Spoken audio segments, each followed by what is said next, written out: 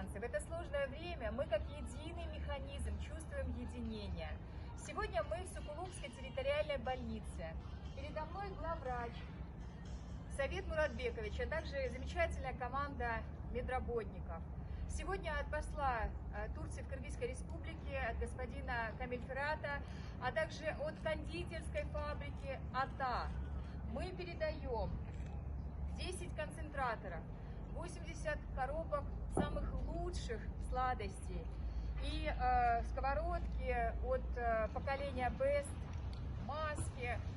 Все, что сегодня порадует и приподнимет настрой медработников. И, конечно, медработникам низкий поклон. Говорю от вас.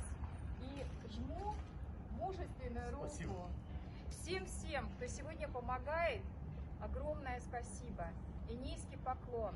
Сегодня мы ощущаем, вне зависимости от национальности, вероисповедания, социального сословия, мы ощущаем, что все мы едины.